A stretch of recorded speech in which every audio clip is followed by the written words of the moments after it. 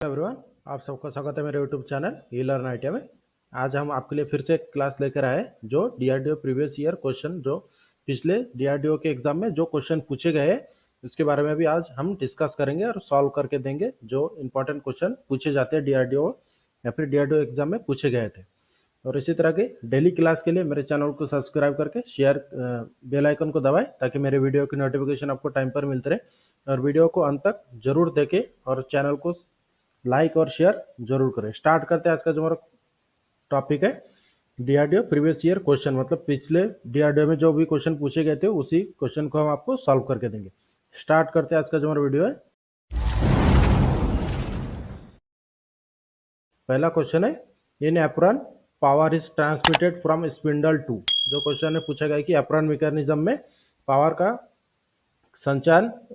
संचार स्पिंडल से रिक्त स्थान तक होता है, यही क्वेश्चन ने पूछा है। इसके लिए पहला ऑप्शन है लीड स्क्रू, दूसरा फीड रॉड, तीसरा lead screw and feed rod both, चौथा ऑप्शन है नॉन ऑफ द मेंशन। तो जो क्वेश्चन में पूछा गया था कि एप्रॉन मैकेनिज्म में शक्ति का मतलब पावर का संचार स्पिंडल से कहाँ तक होता है, तो इसका जो सही आंसर है option number C lead screw and feed rod, मतलब लीड स्क्रू और फीड रॉड तक एप्रॉन मैकेनिज्म का पावर ट्रांसमिशन होता है। Next question, which one of the following indicate the benefit of automatic feed. जो क्वेश्चन में पूछा गया है कि निम्नलिखित में से कौन सा स्वयंचालित फीडिंग के लाभ को दर्शाता है। इसके लिए पहला ऑप्शन है the finish on the work will be better, मतलब फिनिशिंग अच्छा आता है। दूसरा ऑप्शन है the feeding of the tool will be at a nonuniform continuous rate, और चौथा ऑप्शन है तीसरा ऑप्शन है एक्यूरेसी विल बी मोर, और चौथा ऑप्शन है ऑल ऑफ द मेंशन। तो जो क्वेश्चन में पूछा गया था कि निम्नलिखित में से कौन सा स्वयंचालित फीडिंग के लाभ को दर्शाता है, तो इसका जो सही आंसर है option number D all of the above. जो ऑटोमेटिक फीड से हमें ये जो आपको तीन ऑप्शन दिखाई दे रहे हैं ये तीनों भी लाभ होते हैं ऑटोमेटिक फीड के। Next question, which one of the following mechanism is used for the purpose of power transmission from the spindle. Spindle से पावर ट्रांसमिशन के उद्देश्य के लिए निम्नलिखित में से किस तंत्र का उपयोग किया जाता है, यही क्वेश्चन में पूछा है। इसके लिए पहला ऑप्शन है स्पिंडल गियर अरेंजमेंट, दूसरा ऑप्शन है टम्बलर गियर अरेंजमेंट, तीसरा ऑप्शन है spindle gear arrangement and tumbler gear arrangement, और चौथा ऑप्शन है नॉन ऑफ द अबव। तो जो क्वेश्चन में पूछा गया था कि स्पिंडल से पावर ट्रांसमिट के उद्देश्य के लिए निम्नलिखित में से किस मैकेनिज्म का उपयोग किया जाता है, तो इसका जो सही आंसर है option number C spindle gear arrangement और टम्बलर गियर अरेंजमेंट दोनों का उपयोग किया जाता है। Next question, which one of the following is part of the feed mechanism. जो क्वेश्चन में पूछा गया है कि निम्नलिखित में से कौन सा फीड मैकेनिज्म का पार्ट है, तो इसके लिए पहला ऑप्शन है स्पिंडल गियर, दूसरा है टम्बलर गियर यूनिट, तीसरा है एप्रॉन मैकेनिज्म, चौथा ऑप्शन है ऑल ऑफ द मेंशन। तो जो क्वेश्चन में पूछा गया था कि निम्नलिखित में से कौन सा फीड मैकेनिज्म का पार्ट है, तो इसका जो सही आंसर है option number D all of the mention, मतलब ऑल ऑफ द। जो क्वेश्चन में पूछा गया था कि निम्नलिखित में से फीड मैकेनिज्म का कौन सा पार्ट है, तो स्पिंडल गियर भी होता है, टम्बलर गियर यूनिट भी होता है और एप्रॉन मैकेनिज्म भी होता है। Next question, which one of the following is suspended from the saddle. जो क्वेश्चन में पूछा गया है कि निम्नलिखित में से कौन सा सैडल से सस्पेंडेड मतलब पार्ट नहीं है। इसके लिए पहला ऑप्शन है एप्रॉन, दूसरा गियर बॉक्स, तीसरा टूल पोस्ट, और चौथा ऑप्शन है नॉन ऑफ द मेंशन। तो जो क्वेश्चन में पूछा गया था कि निम्नलिखित में से कौन सा सैडल का पार्ट नहीं है, तो इसका जो सही आंसर है ऑप्शन नंबर ए एप्रॉन। इसी तरह के रेगुलर क्लास के लिए मेरे चैनल को सब्सक्राइब करके बेल आइकन को दबाएं ताकि मेरे वीडियो की नोटिफिकेशन आपको टाइम पर मिलते रहे, और इसी तरह की डेली क्लास हम आपको एग्जाम तक करवाएंगे। Next question, which of the following does all the work of the lathe mechanism machine.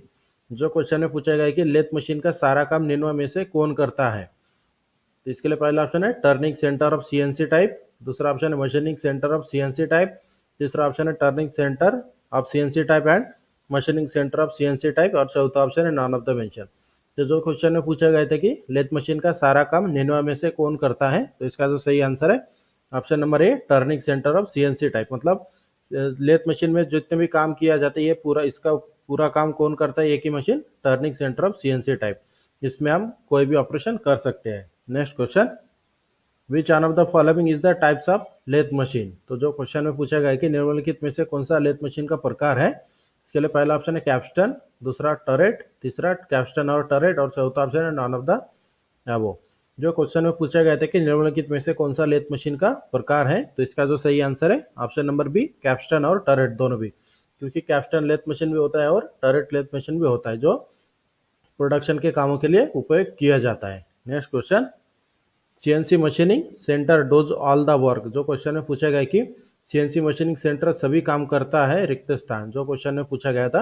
इसके लिए पहला ऑप्शन है मिलिंग मशीन, दूसरा ड्रिलिंग मशीन, तीसरा both milling and drilling machine, चौथा ऑप्शन है नॉन ऑफ द अबव। जो क्वेश्चन में पूछा गया था कि सीएनसी मशीनिंग सेंटर सभी काम करता है, वह कौन से मशीन के द्वारा काम करता है, तो इसका जो सही आंसर है option number C, both milling and drilling machine. Next question, in which operation the motion of the job is rotary and motion of the cutting tool is forward translating। जो क्वेश्चन में पूछा गया कि किस operation में job की गति rotary होती है और कटिंग टूल की गति फॉरवर्ड ट्रांसलेट होती है। इसके लिए पहला ऑप्शन है टर्निंग, दूसरा प्लेनिंग, तीसरा मिलिंग, चौथा ऑप्शन है ऑल ऑफ द मेंशन। तो जो क्वेश्चन में पूछा गया था कि किस ऑपरेशन में जॉब की गति रोटरी होती है और कटिंग टूल की गति फॉरवर्ड ट्रांसलेट होती है, इसका सही आंसर है option number A, turning, turning operation में। Next question, DNC stand for, DNC का फुल फॉर्म क्या है, यही क्वेश्चन में पूछा है। इसके लिए पहला ऑप्शन है डिजिटल न्यूमेरिकल कंट्रोल, दूसरा ऑप्शन है डायरेक्ट न्यूमेरिकल कंट्रोल, तीसरा ऑप्शन है डबल न्यूमेरिकल कंट्रोल, चौथा ऑप्शन है नॉन ऑफ द अबव। तो जो क्वेश्चन में पूछा गया था कि डीएनसी का फुल फॉर्म क्या होता है, तो इसका जो सही आंसर है option number B, direct numerical control. Next question, the apron hand wheel can be turn to move the carriage back and forth longitudinally with the help of hand. The complementary motion to this is obtained by रिक्त स्थान handle. जो question में पूछा गया है कि हाथों की मदद से कैरेज को लंबे समय तक आगे और पीछे ले जाने के लिए एप्रॉन हैंडव्हील को घुमाया जा सकता है, इसकी पूरक गति रिक्त स्थान हैंडल द्वारा प्राप्त की जाती है। तो इसके लिए पहला ऑप्शन है लॉन्गिट्यूडनल फीड, दूसरा क्रॉस फीड, तीसरा एंगुलर फीड और चौथा ऑप्शन है नॉन ऑफ द मेंशन। तो जो क्वेश्चन में पूछा गया था कि हाथों की मदद से कैरेज को लंबे समय तक आगे और पीछे ले जाने के लिए एप्रॉन हैंडव्हील को घुमाया जाता है और इसकी पूरक गति रिक्त स्थान हैंडल द्वारा प्राप्त की जाती है, तो इसका सही आंसर है option number B, cross feed. Next question, in apron which types of feed is use to operate the carriage. Question में क्या पूछा गया है कि एप्रॉन से कैरेज चलाने के लिए किस प्रकार के फीड का उपयोग किया जाता है। इसके लिए पहला ऑप्शन है हैंड फीड, दूसरा पावर फीड, तीसरा हैंड फीड और पावर फीड दोनों भी, चौथा option none of the above. तो जो क्वेश्चन में पूछा गया था कि एप्रॉन से कैरेज चलाने के लिए किस प्रकार के फीड का उपयोग किया जाता है, तो इसका जो सही आंसर है option number C, hand feed and power feed दोनों भी। Next question, which types of job motion is there in drilling operation. तो क्वेश्चन में क्या पूछा गया है कि ड्रिलिंग ऑपरेशन में किस प्रकार की जॉब मोशन होती है, तो इसके लिए पहला ऑप्शन है रोटरी, दूसरा ट्रांसलेटिंग, तीसरा फिक्स्ड और चौथा ऑप्शन है नॉन ऑफ द अबव। तो जो क्वेश्चन में पूछा गया था कि निम्नलिखित ड्रिलिंग ऑपरेशन में किस प्रकार की जॉब मोशन होती है, तो इसका सही आंसर है ऑप्शन नंबर ए, फिक्स्ड, क्योंकि ड्रिलिंग करते समय जॉब हमारा फिक्स पोजीशन में होता है। Next question, which in which types of operation is the motion of the cutting tool translating. किस प्रकार के ऑपरेशन में कटिंग टूल की गति अनुवादित होती है, यही क्वेश्चन में पूछा है। इसके लिए पहला ऑप्शन है ड्रिलिंग एंड मिलिंग, दूसरा मिलिंग एंड टर्निंग, तीसरा बोरिंग एंड ड्रिलिंग, चौथा ऑप्शन है टर्निंग एंड प्लेनिंग। तो जो क्वेश्चन में पूछा गया था कि किस प्रकार के ऑपरेशन में कटिंग टूल की गति अनुवादित मतलब ट्रांसलेटिंग होती है, इसका जो सही आंसर है option number C, boring and drilling. Next question, in which types of operation motion of the cutting tool is rotary as well as translating. जो क्वेश्चन में पूछा गया कि किस प्रकार के ऑपरेशन में कटिंग टूल की गति रोटरी के साथ साथ ट्रांसलेटिंग भी होती है, तो इसके लिए पहला ऑप्शन है प्लेनिंग, दूसरा मिलिंग, तीसरा ड्रिलिंग, चौथा ऑप्शन है टर्निंग। तो जो क्वेश्चन में पूछा गया था कि किस प्रकार के ऑपरेशन में कटिंग टूल की रोटरी मोशन के साथ साथ ट्रांसलेटिंग मोशन भी होती है, तो इसका सही आंसर है option number C, drilling. Next question, which types of cutting tool have wide application on lathe. किस प्रकार के काटने के उपकरण का लेथ पर व्यापक अनुप्रयोग होता है, यही क्वेश्चन में पूछा है।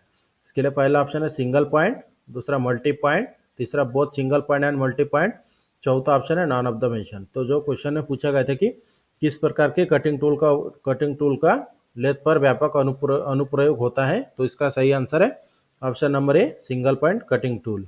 Next question, which one of the following is an example of a multi point cutting tool. जो क्वेश्चन में पूछा गया कि निम्नलिखित में से कौन सा मल्टी पॉइंट कटिंग टूल का उदाहरण है। इसके लिए पहला ऑप्शन है मिलिंग कटर, दूसरा ब्रोचिंग टूल, तीसरा मिलिंग कटर और ब्रोचिंग टूल दोनों भी, चौथा ऑप्शन है नॉन ऑफ द अबव। तो जो क्वेश्चन में पूछा गया था कि निम्नलिखित में से मल्टी पॉइंट कटिंग टूल का उदाहरण कौन सा है, तो इसका सही आंसर है option number C, milling cutter और ब्रोचिंग टूल दोनों भी। Next question, in how many groups cutting tool can be divided. Cutting tool को कितने ग्रुप में बांटा गया है, यही क्वेश्चन में पूछा है। इसके लिए पहला ऑप्शन है 2 ग्रुप में, दूसरा ऑप्शन है 3 ग्रुप में, तीसरा ऑप्शन है 4 ग्रुप में, चौथा ऑप्शन है नॉन ऑफ द अबव। तो जो क्वेश्चन में पूछा गया था कि कटिंग टूल को कितने समूह में विभाजित किया जाता है, तो इसका सही आंसर है ऑप्शन नंबर ए, 2 प्रकार में। 2 प्रकार कौन कौन से होते हैं, एक होता है सिंगल पॉइंट कटिंग टूल, दूसरा होता है multi point cutting tool. Next question, why is the metal removal process costly. जो क्वेश्चन में पूछा गया कि मेटल रिमूवल प्रोसेस महंगा क्यों होता है, यही क्वेश्चन में पूछा है। इसके लिए पहला ऑप्शन है मोर एनर्जी इज रिक्वायर्ड, मतलब इसमें ज़्यादा पावर की ज़रूरत होती है। दूसरा ऑप्शन है some of the material is wasted, मतलब इसमें कुछ मटेरियल वेस्ट भी जाता है। तीसरा ऑप्शन है both some energy is required and some of the material waste, मतलब इसमें ज़्यादा पावर लगता है और ज़्यादा कुछ मटेरियल वेस्ट हो जाते हैं। और चौथा ऑप्शन है नॉन ऑफ द मेंशन।